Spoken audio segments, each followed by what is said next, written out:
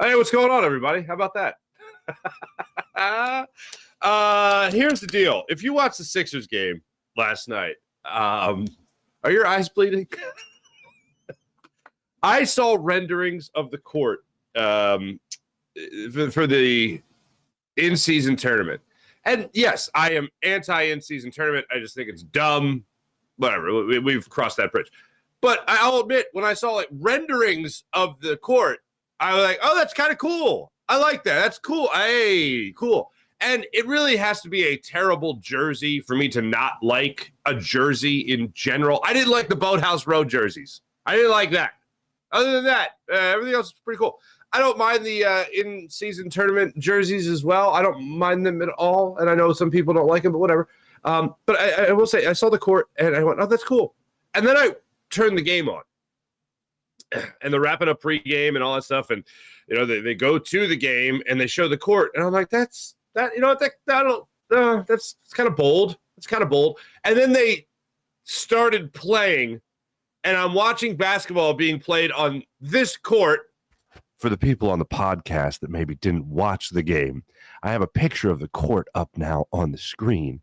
And I don't know really how to describe it other than if they decided to play a game of pickup during the Red Wedding episode of Game of Thrones, this would be the court that they would play it on. This was horrific. Now, okay, the Sixers lost, by the way, and I'm pissed off about that too. But whatever.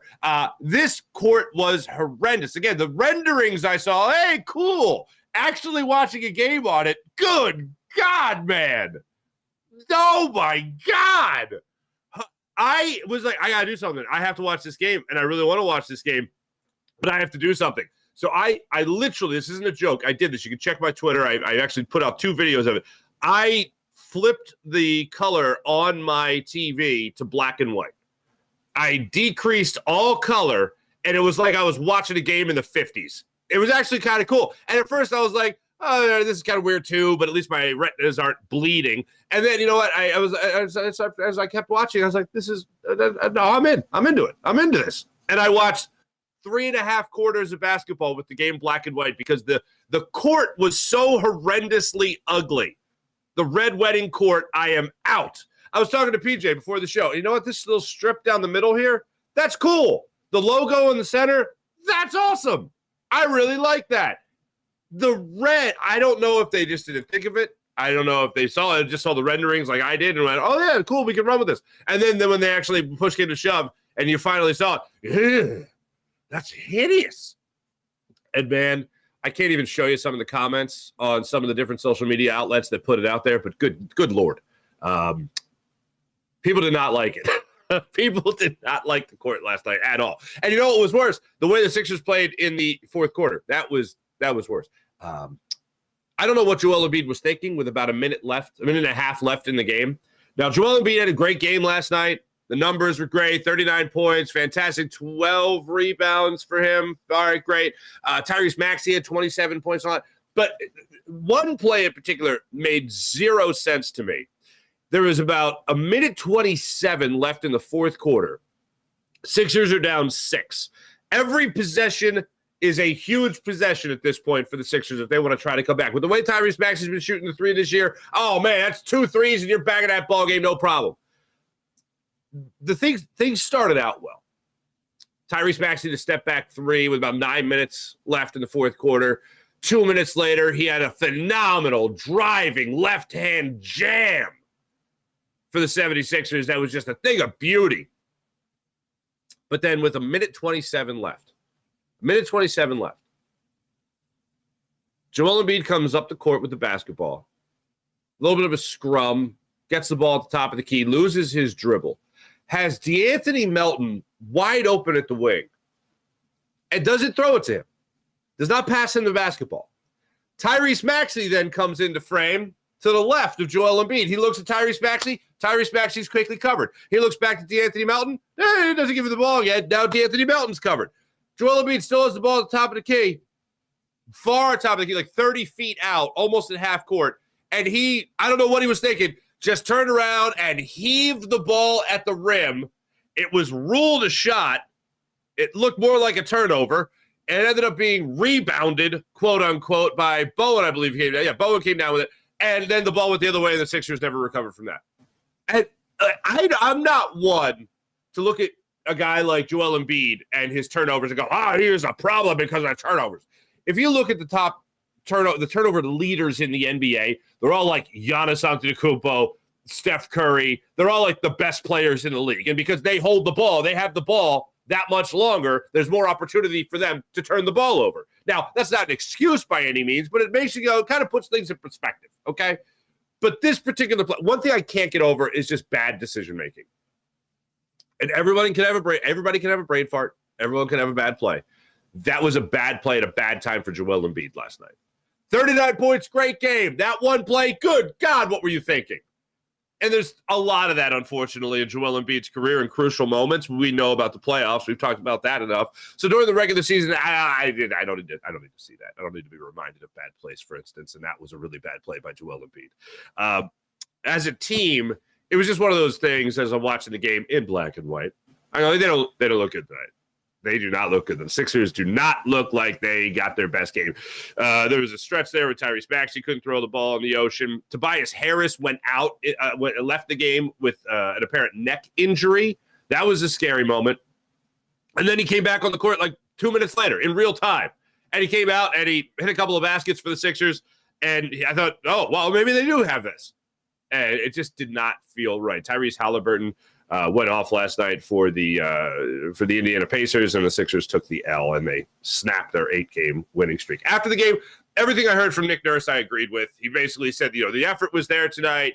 He just thought there was a couple of bounces that didn't go their way, and normally I hate that kind of excuse, but after you just rattle off 8 wins in a row, and you have 3 Eastern Conference Player of the Weeks in that span? That's pretty damn good. Embiid twice, Maxey once? That's pretty damn good. So I'll go ahead and take that. When I look at this 76ers team, I look at last night's game. Nick Batum was not in the starting lineup for the Sixers last night. They decided to go with Robert Covington in the starting lineup, and whatever, that's fine. But when I watched them, they just did not look like they had that kind of life about them as we had seen in the previous 8 games. I didn't expect them to rattle off 10 in a row or 15 in a row or anything like that. But just last night, it was like, this doesn't – you ever get that feeling when you're watching the game? It's like, this one just doesn't feel right. Then when Maxey hit that 3 with about 9 minutes left in the fourth quarter and it was all tied up, I was like, maybe, all right, here we go. Maybe this will be the Sixers putting them away. Unfortunately, that just wasn't the case. So a rough one for the Sixers. And yes, I know you guys are all heartbroken. You're all heartbroken. In-season tournament loss number 1 for the 76ers. I just hope it doesn't come back to bite us because we all really want that parade in Camden. Should we just call this the Camden Court? No? Okay. All right. So anyway, moving on. Bill Colarulo is going to join the show coming up in a little bit from Legal Hands to the Face podcast, as well as Philly Sports Power Hour on the Jacob Media Sports Channel. We're going to be previewing the Eagles-Chiefs matchup, what will be a successful run for the Eagles over the next 5 games here, where they have the Chiefs and they have the Bills and they have the 49ers on this list. They got the Cowboys again, and then they got the Seattle Seahawks. What will be a successful run? I am on the record 4-1. That will be a successful run. If the Eagles truly are the elite of the elite, then 4-1 is a successful run. 3-2, okay. 2-3, I don't think so. Suffering the first, back-to-back losses of the full-blown Nick Sirianni, Jalen Hurts era after the Jalen Hurts officially becoming the starter.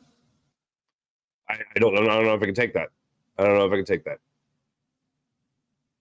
It's going to be scary.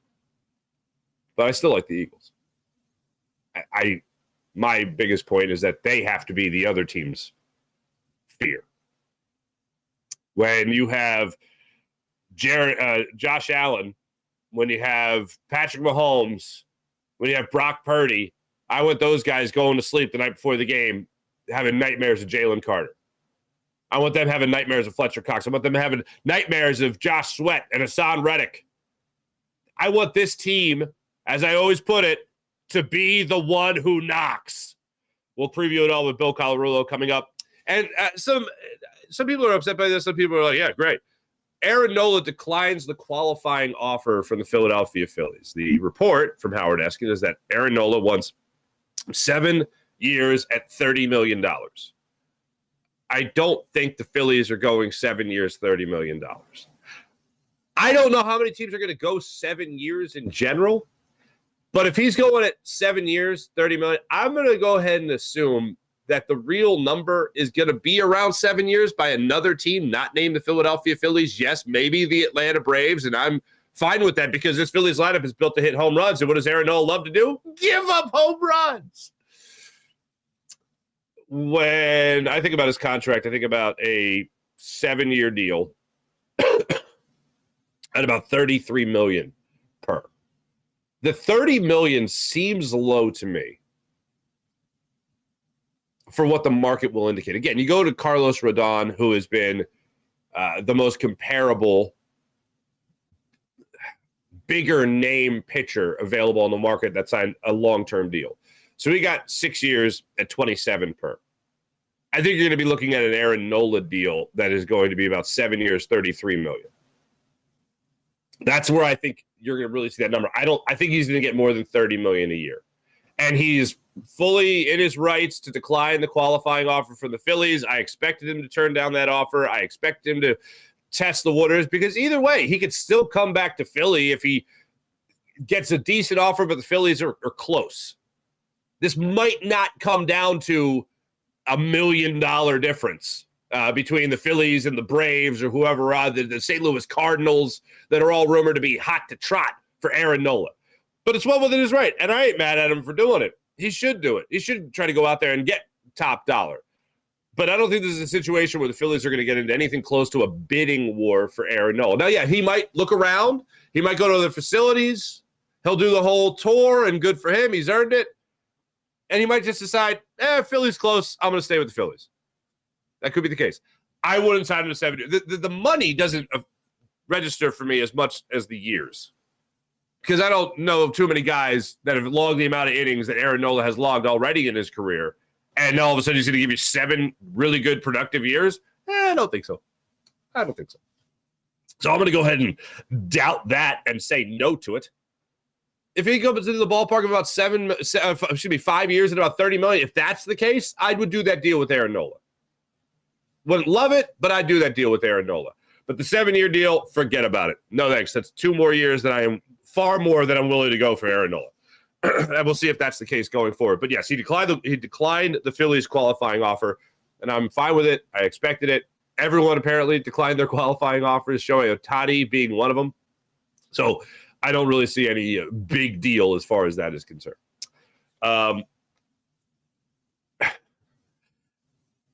To flip it over to the Eagles now. Tomorrow, Nick Sirianni is going to address the media for the first time since the bye week concluded. We've laid out over the last 2 weeks now things we would like to see after the bye week. One of the things that I haven't gotten into too much is the secondary. I've talked about health with Bradley Roby. I've talked about integrating Kevin Byard as a safety to this Eagles team. Having the bye week should really help that situation with him either learning the playbook, learning the chemistry, maybe having meetings, maybe talking to his teammates, maybe talking to his defensive coordinator, Sean Desai. I am hoping that you see a lot more of that 2-time Pro Bowl safety play for the Philadelphia Eagles in the second half of the season than you saw a guy kind of feeling his way around his new teammates, his new secondary, and his new coaching staff. That's what I'm going to chalk up the first half of the season to. This Eagles secondary has allowed the 4th highest passer rating this season. Just north of 99 for a passer rating. That is god-awful. Darius Slay is still here. James Bradbury is still here. Reed Blankenship was your second best safety last season other than Chauncey Gardner-Johnson. And he's still here. You have a defensive line that is getting pressure without blitzing. You're getting help in that regard. The pass defense should not be, with these names, should not be as bad as it has been. Now, one of the big explanations, certainly not excuses, but big explanations for all this, has been the injuries. Avonte Maddox is already out for the season, unfortunately. Bradley Roby, you got him, and he wasn't available. You've had Sidney Brown starting at the nickel corner position, and that hasn't worked out well. Eli Ricks had one good game somehow against Tyreek Hill and the Miami Dolphins. And since then, they've been a far cry from that level of play that they established in that game against the Dolphins. So a lot of this, yes, comes down to personnel, and I understand that. But if you're really looking at this season, we've talked about things we want to see in the second half of the year. This secondary has to step up. James Bradberry can't be getting leapt over for more yards. He can't be getting high-pointed in the end zone like he did against Washington. Both those plays were actually in Washington. He can't be getting burnt like he got burnt against the Miami Dolphins. James Bradberry, arguably last year, here's what's not arguable. In the second half of the season, was better than Darius Slay. This year, far cry from it. I don't know if it's an injury. I don't know what the deal is, but it hasn't been working for him. I don't know if playing in the slot in training camp and then a little bit in the early goings of the year, I don't know if that had something to do with it, throwing him off his game. I don't know, something getting in his head. I don't know. All I know is it's a far cry from what we saw last year from James Bradberry. And this is a guy that people were talking about on the top 100 list. He should be on the top 100 above Darius Slay. He's not even on the list. And then this year's like, oh, okay. Leaving a lot to be desired, unfortunately. We need to see the secondary step up. Now, I did a guest hit yesterday with Dan Silio. And one of the things he had asked me about was, this Eagles secondary and how would you rate it? And I'm like, well, not good. A lot of it because of personnel. If you go to the actual number, that north of 99 passer rating they allow, that would kind of lead you to believe that they haven't exactly had the best season ever. If Bradley Roby's not going to be ready, if he's going to be on and off the injury report, and you're not going to be able to rely on him, I don't think you can go Sidney Brown. Eli Ricks in a pinch, I guess, is your best option there. That, of course, did not show to be true against the Dallas Cowboys. Maybe he's now due for a good game. I don't know. But to me, I think the consistent thing, and I know the negatives of this, but I think their best option right now is they have to have a guy like Darius Slay just match up on the best receiver. It's not my number one choice. It's not what I want to do. I want people to be healthy. I want people to be good. And right now, it just doesn't seem like watching the secondary go up against top-tier wide receivers, it doesn't seem like they really have the best plan in place. They did the right thing. I thought the last resort for me is, all right, Darius Slay, just cover the best receiver. Cover Tyreek Hill, cover CD Lamb, whoever the case may be. It's not the best choice, but I think for this particular instance, it's the best choice. It's not what I'm rooting for. When they went up against CD Lamb, for instance, my first thought was throw them the different looks. Have different guys cover them. Sidney Brown, Eli Ricks, Darius Slay, whoever Kevin Byard, different James Bradberry, just throw them different looks. Best bet. Oh, he just killed everybody. So it didn't work out, unfortunately. The only person that he really didn't beat up on was Darius Slay. And that might be the Eagles' best option going forward if they never get the nickel corner position figured out as the year goes on.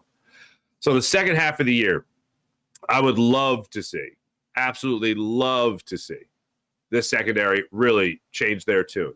And I think the only way that can really happen is Darius Slay becomes at least more often of a follower, of a trailer, of a shadow, of a mirrorer. And you get that defensive line continuing to get that pressure. Sills is a former defensive lineman, brought it up about how much that defensive line has to help that secondary. And I think that's true more so than ever right now.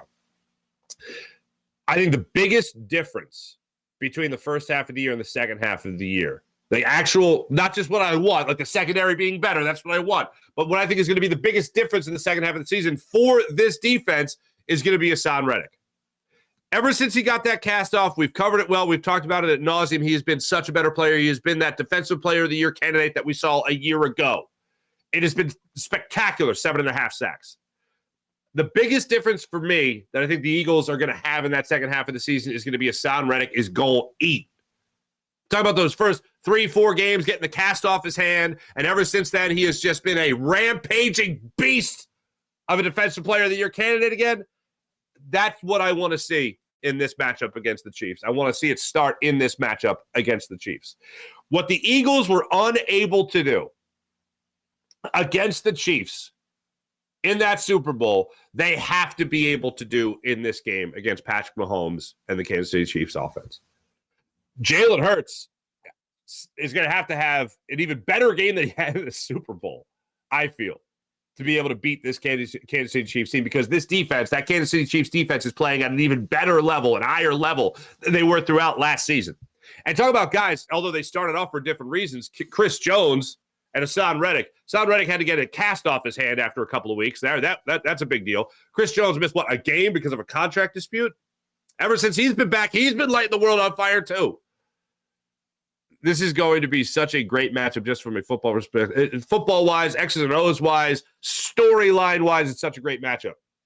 But if you're going to have success this time around against Kansas City Chiefs, Hurts needs to be on top of his game, and then also that defensive line has to get the pressure. Because you can't give Patrick Mahomes time. And here's one thing that I don't mind, and I've said this before, but here you go again. I don't mind it if Patrick Mahomes has to run.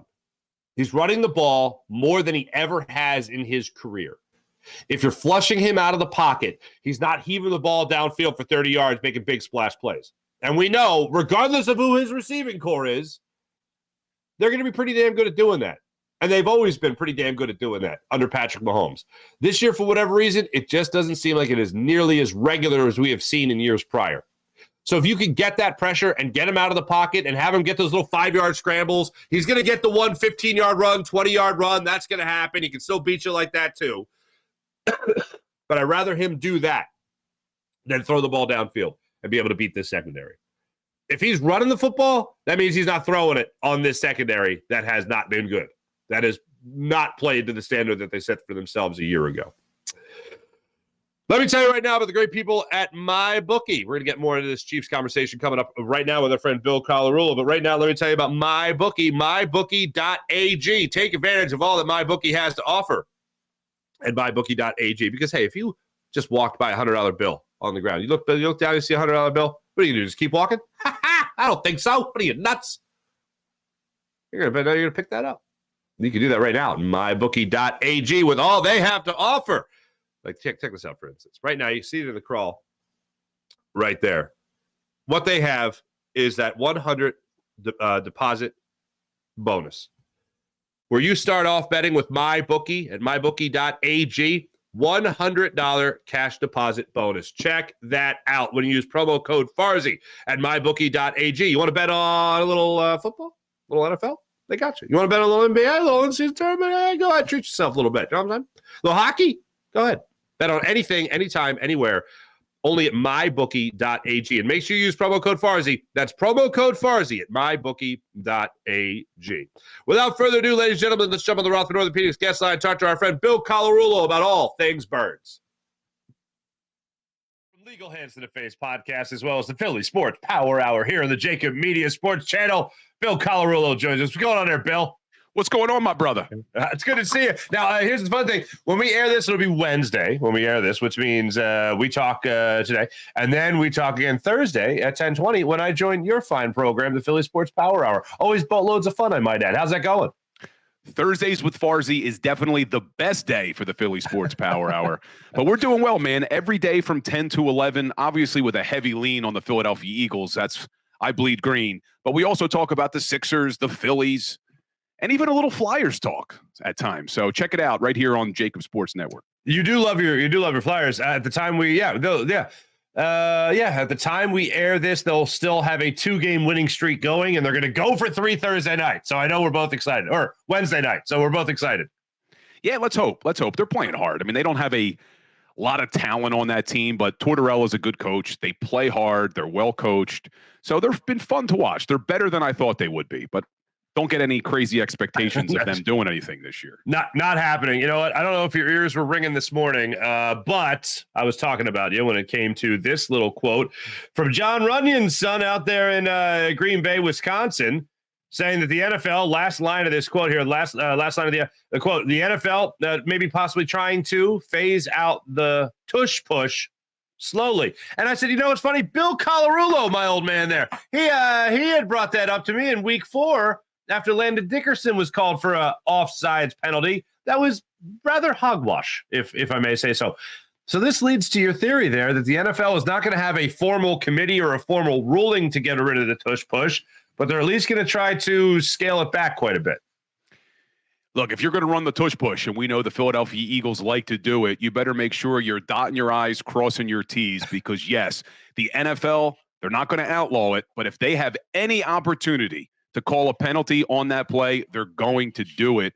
And we've even seen them make mistakes thinking that Jason Kelsey's left hand was Landon Dickerson's hand, because Kelsey gets into a 4-point stance on the tush push play. So that's something, if you're Nick Sirianni, you want to make sure you're telling the referees before the game, hey, look, when we run the tush push, that's Kelsey's left hand.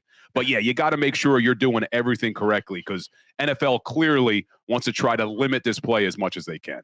Absolutely. But here's the thing. I really love what Josh McDaniels had to say about this a couple of weeks ago when the Eagles played the Dolphins, which was when he was asked about the success rate of the brotherly shove or the tush push, whatever you want to call it. He said, you know what? They should be praised. They shouldn't banish this play. The Eagles should be praised not only for running it so well, but paying attention to the detail, the level they're paying attention to the detail in order to run that play so efficiently. And I said, where's that praise? Where's that praise for the rest of the NFL? Because that's what I should be hearing when the Eagles do pay that much attention to it.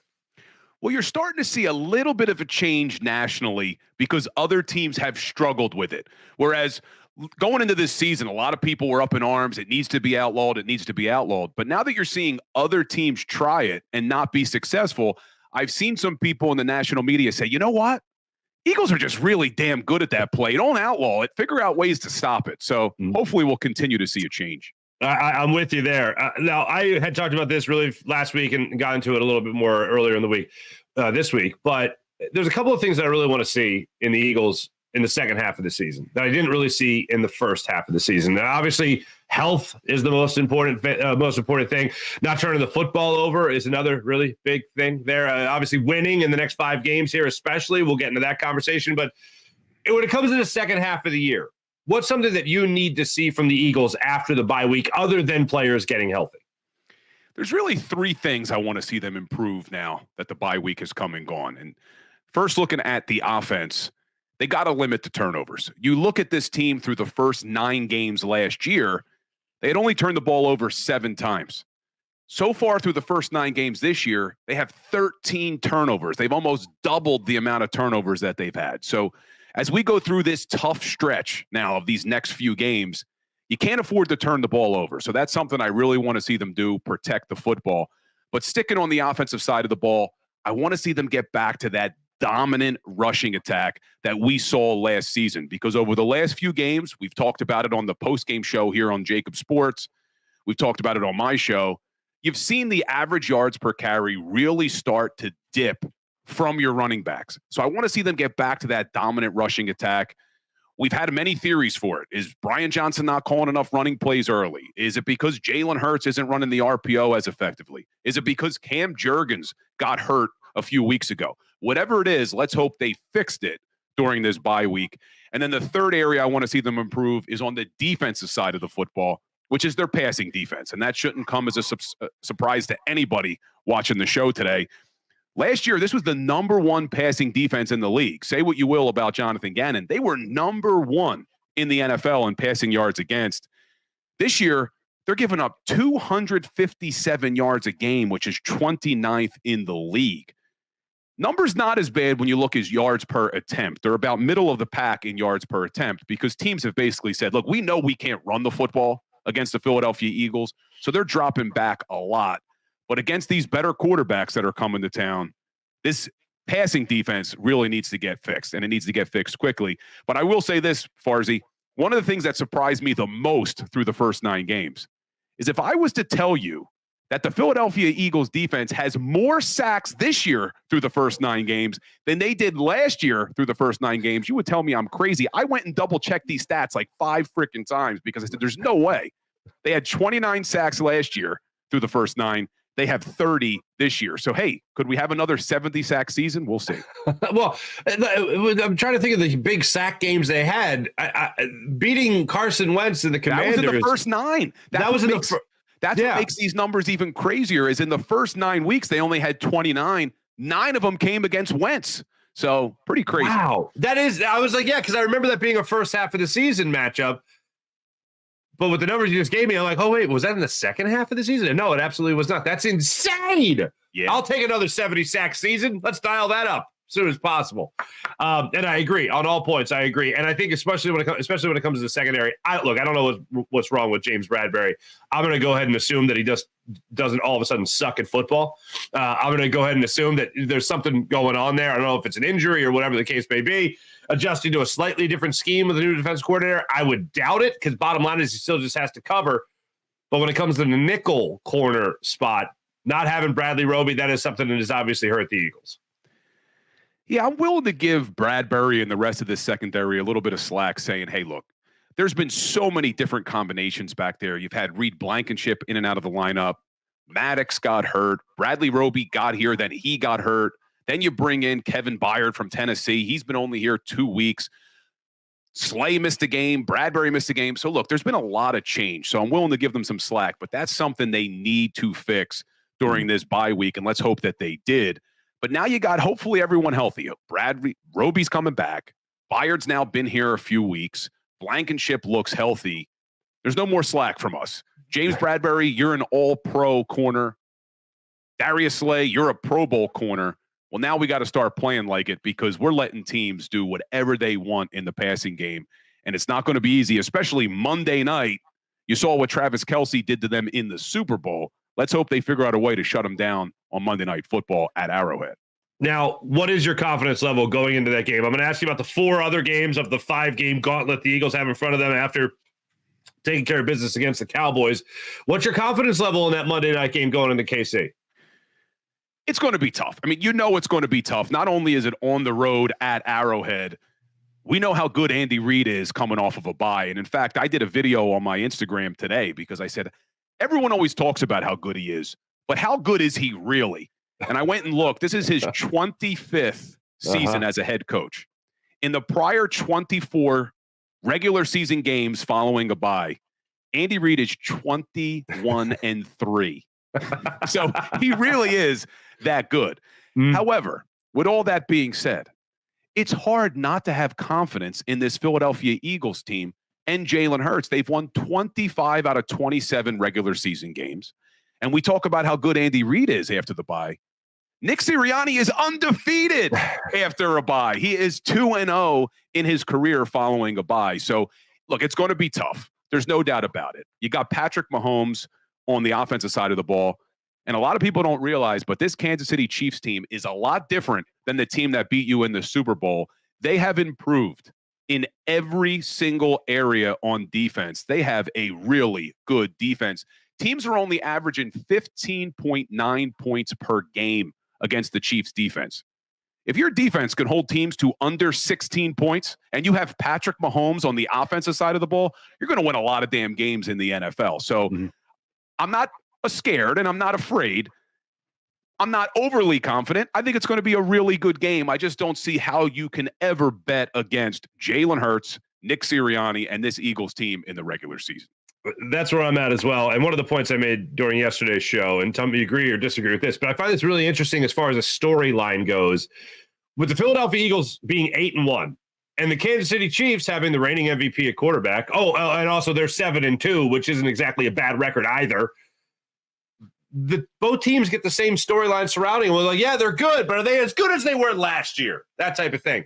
And obviously the defense has certainly stepped up this year more so than it did last year with the Kansas City Chiefs. The sack numbers are right around the same spot since Chris Jones has come back after a little contract dispute. He's been on fire. So you look at both these teams and they have a lot of the same things said about them. Like, yes, they're good, but are they as good as their record says they are? Yeah, I think every single year, us as NFL fans, we kind of have this revisionist history. We like to look back and think that the team the year before was perfect and they dominated everybody. The Eagles struggled at times last season. We saw it. Even after that Washington Commanders loss when they bounced back and beat the Colts, they barely won that football game against the Indianapolis Colts. And the Chiefs didn't dominate everybody last season either. But you mentioned the sack total, Farzy. Last season, we know the Eagles had 70 sacks. The team that was number 2 in the NFL for sacks was the Kansas City Chiefs. They had 55 sacks last year. They're on pace this season for 60 sacks. This team can still get after the quarterback. So you really got 2 of the best teams in the league at getting after the quarterback. Whoever does it better on Monday night may win this football game. Whether it was the field or not in Super Bowl 57, they couldn't get to Patrick Mahomes. Let's hope that changes at Arrowhead. As far as the NFC goes, we saw some other teams play. Obviously, this past Sunday, the Dallas Cowboys did a great job again of beating up on a team that it doesn't really matter if they beat up on them or not. Tommy DeVito, good old cousin Tommy. No pastina power on that one.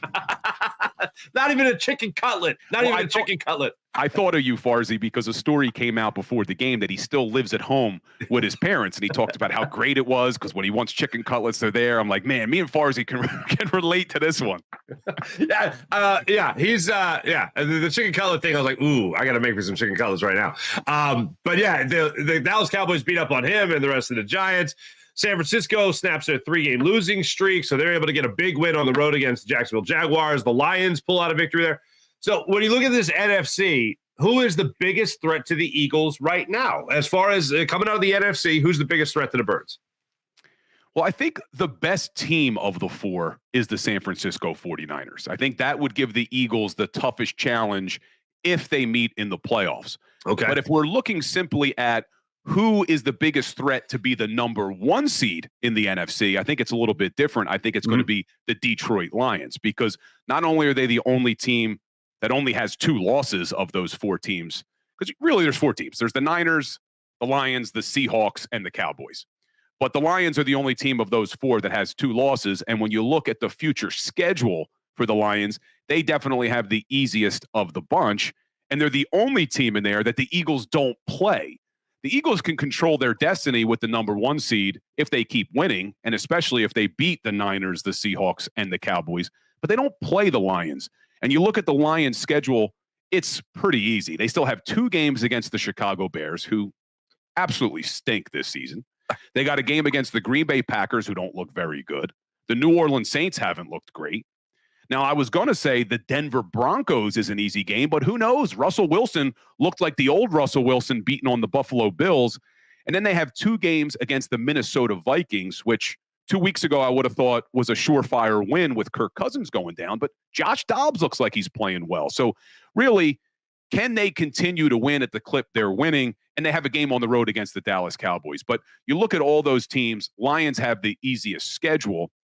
When I look at that schedule, I could see, realistically, not saying they will, but I could see the Detroit Lions going 13-4, only losing 2 more games the rest of the way. Well, if they do that, Philadelphia Eagles really need to go at least 3-2 over the next 5 to give themselves a chance to be 14-3, which would lock up that number 1 seed. Because if the Lions and the Eagles both finish 13-4, you don't know how the tiebreakers are going to play out. It depends on who they lose to and all that. So that's what makes me concerned. And you remember, Farzy, only 1 team gets a bye week now in the NFL. No longer do 2 teams get that bye week. So it's so important for the Eagles to get that 1 seed, to get home field advantage throughout, and to get that first round bye. No question about it. No question at all. Jalen Hurts, obviously, lots been made of his knee. We've seen him drag it down the field just before halftime. Then he comes out of halftime, and all is just fantastic with the world. I know you talk to doctors on the regular about injuries like this. Confidence level in terms of Jalen Hurts being able to come out, that knee not at all be an issue in the second half of the year. Look, we sat up there at halftime in the game against, was it the Cowboys that he came? You hurt his knee? Yeah. And you and I thought the most recent time, yes. The most recent time. But that was the game where it looked like he was dragging it up the field. Yeah. He wasn't going to be able to make it out of the half. We questioned it doing the halftime show together. Hey, is Jalen Hurts coming out? And look at the game he had in the second half. So I'm not worried about Hurts as far as his ability to fight through the knee pain. But you're right. Every doctor I've spoken to has said he should be fine. He will continue to heal. There's no risk of re-injuring that type of injury. But one of the things that surprised me as well, we talked about the sack total. I'll give you another stat. Everyone loves to talk about how Jalen Hurts isn't running the ball as much this season as he did last year. You hear that everywhere. Oh, he's not running the ball as much. That's the problem. He's not running the ball as much. I went back and looked through the first 9 games. Jalen Hurts last year had 94 carries for 354 yards and 7 rushing touchdowns.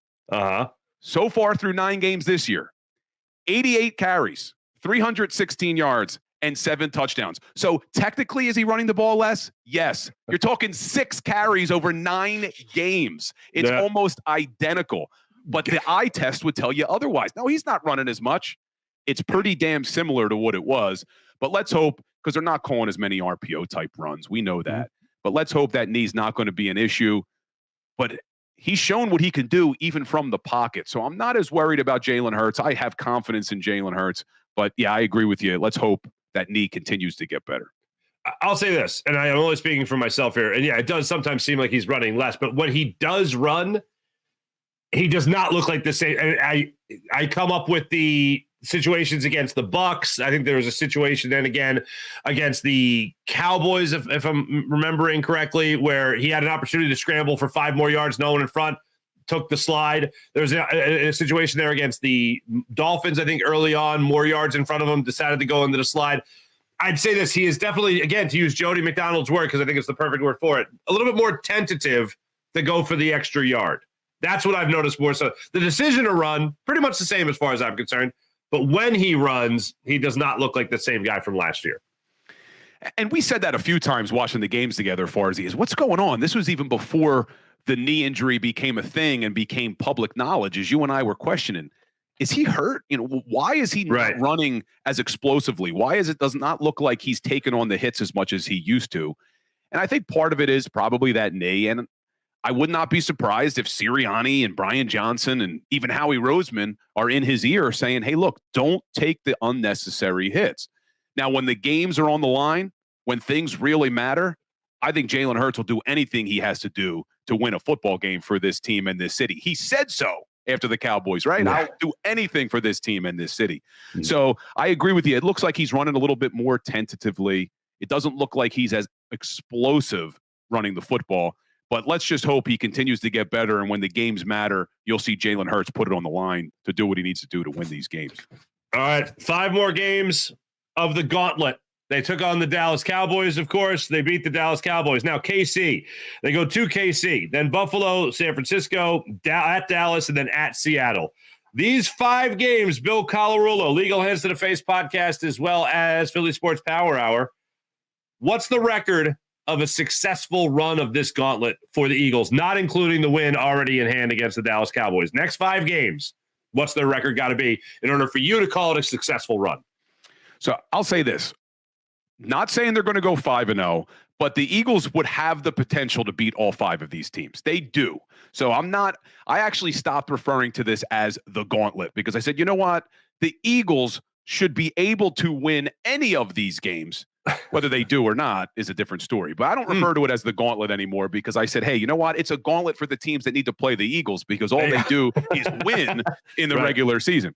But plus Buffalo sucks now. So there you go. And they just fired their offensive coordinator. Mm-hmm. Josh Allen looked absolutely terrible against the Denver Broncos. What makes that game difficult is it's a short week for the Philadelphia Eagles coming off of a Monday night against Kansas City. But even though I think they'd have the potential to win all 5, I don't think they will. I would consider this 5-game stretch a huge success if they go 3-2. Because if they go 3-2 over those 5 games, you should be able to beat the Giants twice and the Cardinals to finish the season. Now you finish the regular season 14-3, and I think that guarantees you the number 1 seed in the NFC. Good enough for me. His name is Bill Colarulo, ladies and gentlemen. Catch him on Legal Hands to the Face podcast. Also, make sure you catch him on Philly Sports Power Hour right here on the Jacob Media Sports Channel. Bill, always great catching up, man. Thanks so much. Oh, thank you, Farzy. See you soon, brother. Yeah, I'll see you Thursday at 10:20, as a matter of fact. Yes, sir. Always great catching up with Bill Colarulo, doing himself a fine job. Legal Hands to the Face podcast, as well as Philly Sports Power Hour. Appreciate him taking some time to come on with us. Don't forget, ladies and gentlemen, about PHL Sports Nation, Philadelphia Sports Nation, enhancing your Philadelphia sports fan experience across all social media and blogs. That's PHLSportsNation.com. Let's get into the chat check and see how you wonderful people doing on this fine morning. Going to start it over on the Farzy Show page. See what's going on here. IBH, what's going on? Sean Kilrain, what's going on?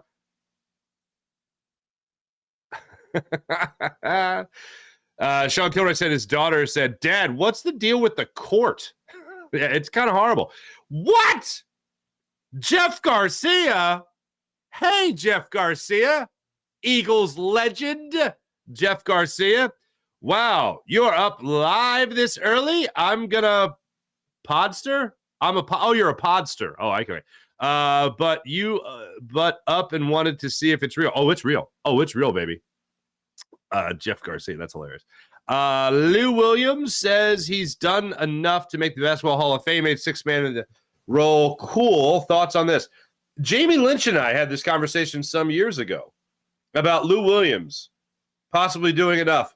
And if Lou Williams has done enough, then Andre Iguodala has done enough. Think about that. True, Lou Williams is one of the best ever in his role in the NBA. But does that make him a Hall of Famer? I say yes. I think the sixth man has become a huge role. That's like saying a nickel corner in football isn't worth a dime. No pun intended. Literally, no pun intended. That was totally an accident, and my apologies. Anyway, but you know what I'm saying? So, yeah, I would say the sixth man, if he's one of the best ever, him, Jamal Crawford, if they performed at a Hall of Fame level in that role, then abso-freaking-lutely.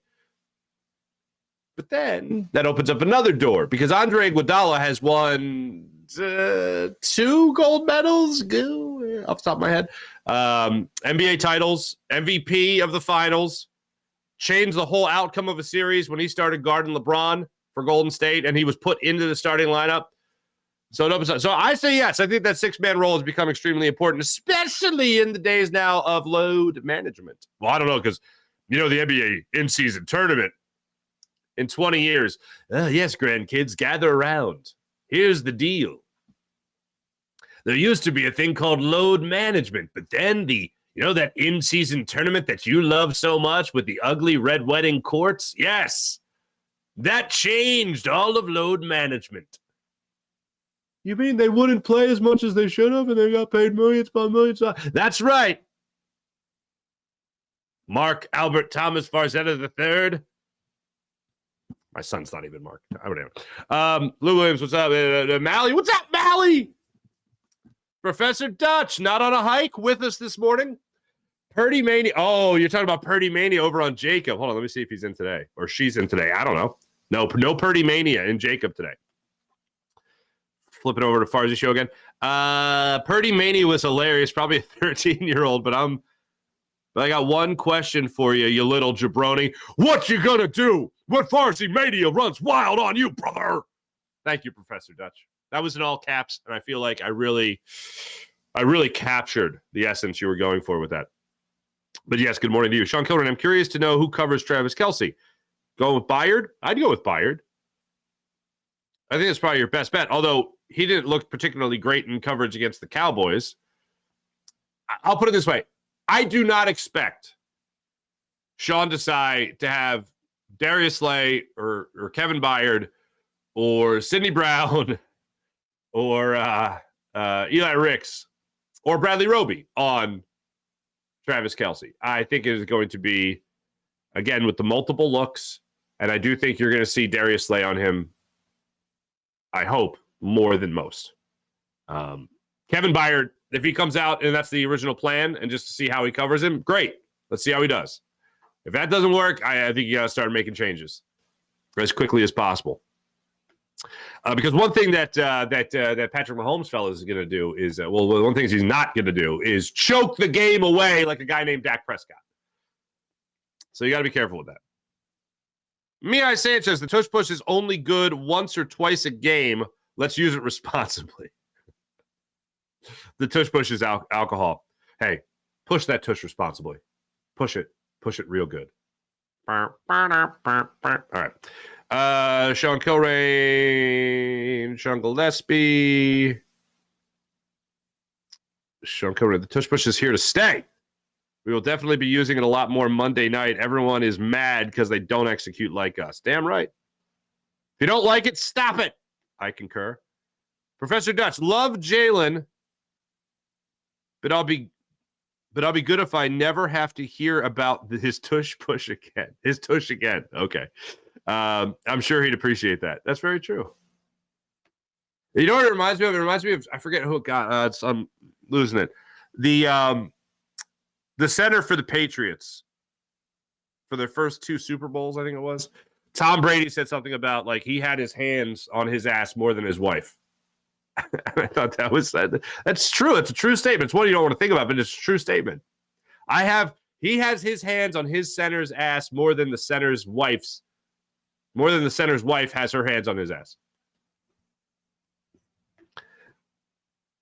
Wasn't expecting a Macho Man impression this morning, but here we are. April, I was going for the Hulk. What Hulkamania goes what? From what I remember about Macho Man Randy Savage, it was more of the up here, and then brother, just snap into a Slim Jim. That kind of like up there. There was ooh yeah, that kind of thing up there. And then Hulk Hogan was more of the like 10 cigars in your mouth, and then you talk with great excitement. Sean Gillespie, salt and pepper reference. Oh my God, yeah. Welcome to the party, pal. Welcome to the party. Let's jump. Excuse me. Let's jump over to the Jacob Show page. What's going on? Wine Niners wine. What a money scam. The NBA in-season tournament. Do I need to do this again? Ready? I bleed. Andrew Dirk. I want to see Nolan Smith break out in the second half of the season. Nolan Smith now scares the hell out of me. I really like Nolan Smith. I root for Nolan Smith. But was it the third? I think it was the third game of the season. He was in the locker room after the game talking about how his shoulder sometimes works.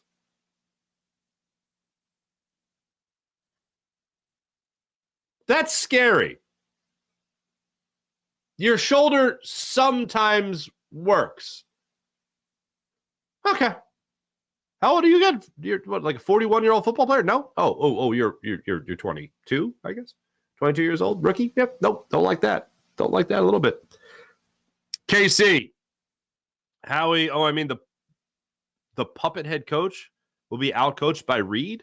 Oh, your name is Casey. Oh, I see. Because are you a Kansas City Chiefs fan? That's adorable. All right. This narrative that is started up with Nick Sirianni, I don't like it a little bit. The puppet head coach, the cheerleader head coach. I know a lot of times if you're an offensive-minded coach or defensive-minded coach, but you're not running the defense or you're not running the offense, you're not calling the plays, then people just think you're a cheerleader. The man just finds ways to motivate his team. His game plans seem to work rather well. His second year as a head coach, he was in the Super Bowl. He's been to the playoffs every year he's been a head coach. I know it's 2. But anyway, it'll be 3 shortly. That's pretty damn good. I'm going to go ahead and assume. Oh, and his team here's the biggest piece of evidence that Nick Sirianni knows what the hell he's doing. Shane Steichen gone. Jonathan Gannon gone. He's still here, 8-1 again. That's pretty good. Oh, not to mention, first year as head coach makes the playoffs. Second year as a head coach goes to the Super Bowl. Third year as a head coach, 8-1 again. Different coordinators. Very interesting. No? The guy knows how to tap into his players more than anything. Absolutely. Wait, what? The real RMP. Good morning, Fraziani. Is that supposed to be Farzetta and Sirianni? I don't know. I think Bradbury has lost his confidence, says wine, Niners wine. I mean, I will say this is not an all-time high, I would have to imagine. But here's what the confidence thing with professional athletes is an interesting thing because some guys turtle up and then they play terrible and they let themselves play at that level for a long time. Other guys use it as extra motivation. Oh, man, I really did suck. Now I'm going to jump back in this. Like, it's different. It's a different thing. It's a whole different animal. So for me, I look at it as this will be an opportunity for James Bradbury, who has played with a chip on his shoulder before, i.e. against the Giants. Giants let him walk. He goes and torches the Giants. Now he has an opportunity to do that same thing in terms of having that extra added motivation to his game. Didn't have a good first half of the season. The whole secondary has not had a good first half of the season. He's certainly part of that, a big part of it. Great year last year, down year to this point. I'll cross my fingers and hope that's enough. I'm going to go ahead and not bet against James Bradbury. I'll put it like that.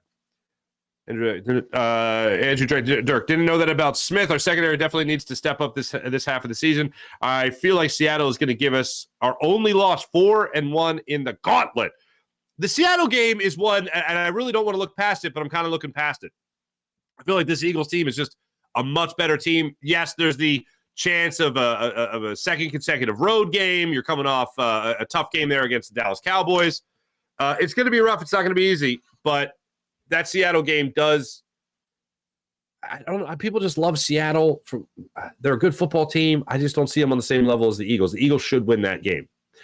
I see the Eagles, and this is coming from someone who just talked about how this Cowboys-Eagles rivalry is becoming a little lackluster. Because the Cowboys, we know, look, the Cowboys can beat and have beaten the Eagles in the regular season, but when push comes to shove, do they matter? Are they a threat to you winning a Super Bowl? No. So with that being said, I do acknowledge that it's still the regular season, and the Cowboys love to give their fan base hope in the regular season. The only game on this docket that makes me go, I don't like him in that one, is the Cowboys game in Dallas. It's the only one. I think the Eagles are going to beat the Chiefs. I think the Eagles are going to beat the Bills. I think the Eagles are going to beat the 49ers. At this moment, I feel a loss in Dallas, unfortunately. And then I feel like they're going to come back and they're going to beat the Seahawks. That's how I feel this is going to go down. All will be right with the world after Kansas City. There's an opportunity for a bit of a letdown game against the Bills in a short week and blah, blah, blah, blah, blah, blah. But the Bills just look like a turnover machine. If they're going to give you that many opportunities, this offense, that many opportunities, this quarterback, that many opportunities to throw the ball more to A.J. Brown, throw the ball more to Devontae Smith, that's going to be a problem. It's going to be a problem. Wait, one couple more. Seattle, because they're going to be bruised after destroying. I hope you're right. I hope you're right. Thanks, everybody. Appreciate you in the chat. You guys are fantastic, as per usual.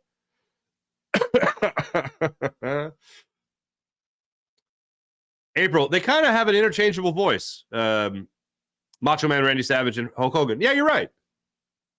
I would say the only difference would be Macho Man goes to the higher octave on more occasions. I did not have comparing Macho Man Randy Savage and Hulk Hogan's voice on today's bingo card. I did not have that. Check it right off. Okay, too much talking about Sean Gillespie. Okay, too much talking about the man's tush. I'm out. You don't like when we talk about that ass? Yeah. Anyway, thanks everybody in the chat. You guys are great. All right, Sixers are back at it after a 132-126 loss to the Pacers. They're back at it tonight on the back-to-back, 7:30 against the Boston Celtics. Take it to the Boston Celtics yet again, please and thank you. Flyers are back at it as well tonight. Actually, real quick, let me just give a gander at this. Celtics at 8-2, Sixers at 8-2. Boston is a 4.5-point road favorite tonight against the 76ers. Holy Stromboli. Celtics have won 3 in a row against Brooklyn, Toronto, and New York since losing to the Sixers. Sixers coming off their second loss of the season after an 8-game win streak, of course. Tonight, Philadelphia Flyers are back in action, this time in Carolina. Look forward to that game tonight. I'll be honest with you. I'm going to be glancing in at that game. 7:30 puck drop in Carolina tonight. Flyers have won 2 in a row. It's pretty impressive. Let's see if they can get their longest win streak of the season and go for 3 in a row tonight. You know what I'm saying? Carolina 9-6-0 on the season. The Flyers are 7-7-1 on the year. Thanks for watching. Thanks for listening. Jim Hyder produced the program, did a wonderful job as per usual. My name is Mark Farzetta. This is the Farzy Show, presented by MyBookie, mybookie.ag. Have a wonderful rest of your day, everybody. I'll be back with you guys tomorrow morning right here, 6 a.m. on the Farzy Show. And then tomorrow, Thursday, I'll be on with Bill Colarulo at 10:20 to talk all things Eagles and other things for the Philly Sports Power Hour as well. Talk to you guys tomorrow morning. See ya.